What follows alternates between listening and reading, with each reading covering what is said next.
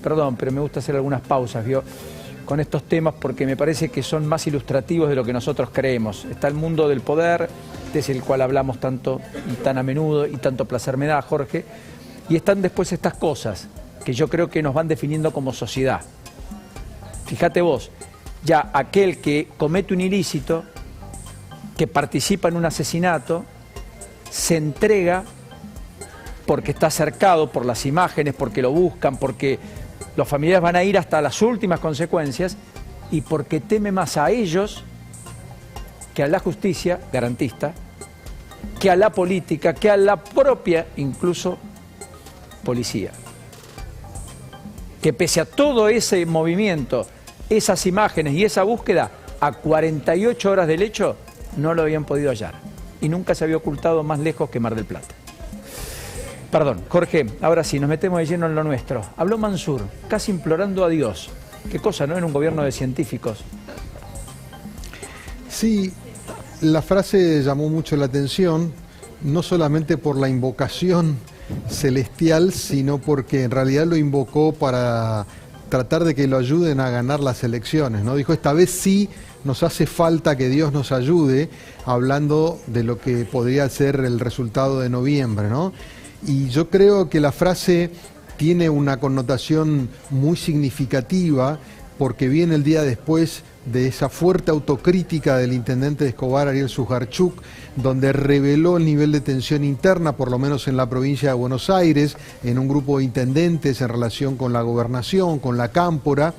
Y eso yo creo que muestra una contracara de lo que venía exhibiendo el gobierno desde que asumieron los nuevos ministros, que era cierta dinámica, algún orden, decisiones que iban en la línea de lo que se le demandaban, como por ejemplo el tema de Santa Fe y los gendarmes o el tema de la Carno, que cosas parciales, había una reacción después de la derrota y de la crisis interna del gobierno.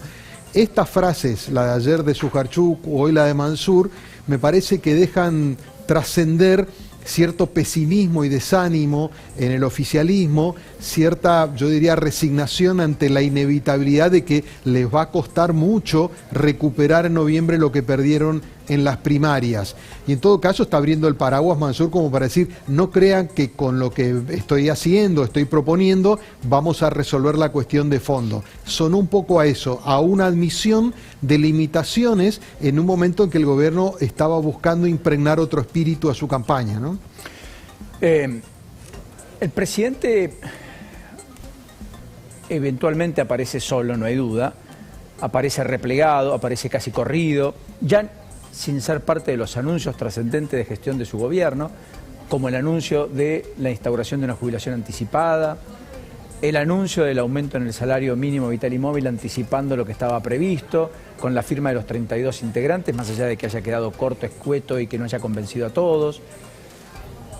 Apartado de decisiones como la de las aperturas en medio del día después de la elección y eventualmente la generalización respecto a la idea de que la pandemia está concluyendo.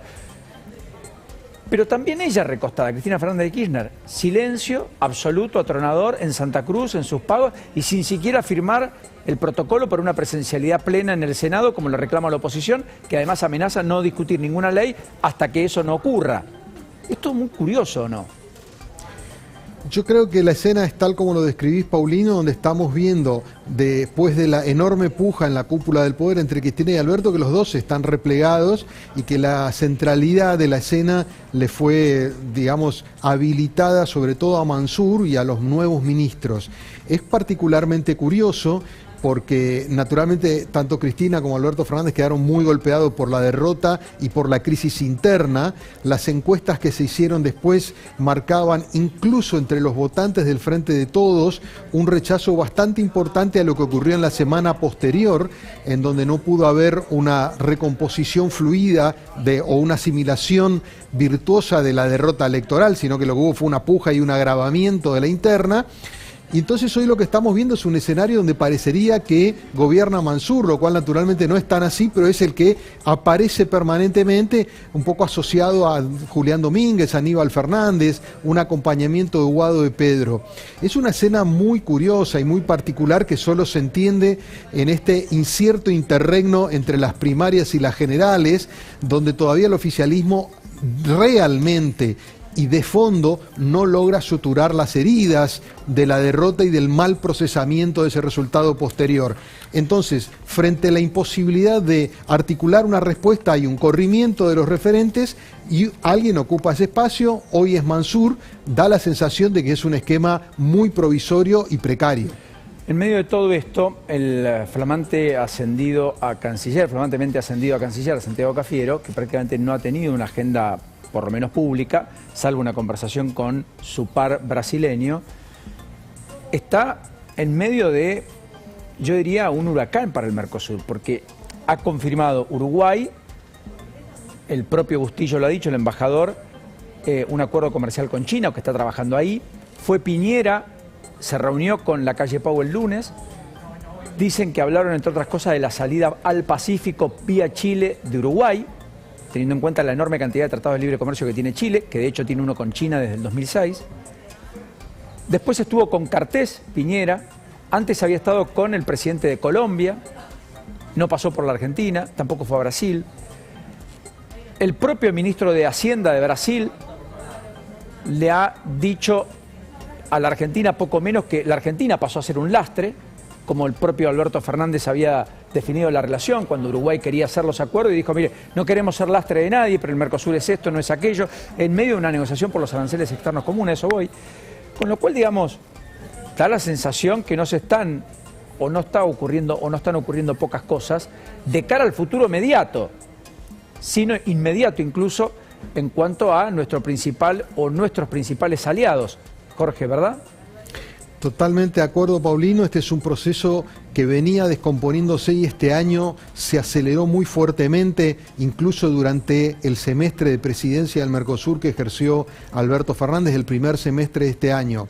Claramente hay dos visiones respecto de cuál es la postura que debería tener el Mercosur en el periodo de pospandemia, con Uruguay y Brasil mucho más, digamos, inclinados a una flexibilización arancelaria, a una apertura mucho más rápida, y Argentina, ya con Solá en la Cancillería y ahora en la continuación con Santiago Cafiero, en una postura diciendo hay que esperar un poco más porque ahora hay que proteger la producción nacional en este periodo pospandemia, que se recupere la economía, postergar 2 o 3 años ese debate respecto de la flexibilización y después recién poder conversarlo. Claramente los socios de la Argentina están acelerando y presionando por una definición y probablemente arriesgándose a la ruptura del bloque, que da la impresión de que hoy los asusta mucho menos que antes y en todo caso están evaluando costos y beneficios, pero están llevando al bloque probablemente a su crisis más profunda en lo que es la naturaleza central del acuerdo que tiene que ver con el libre comercio y el arancel común. Sí,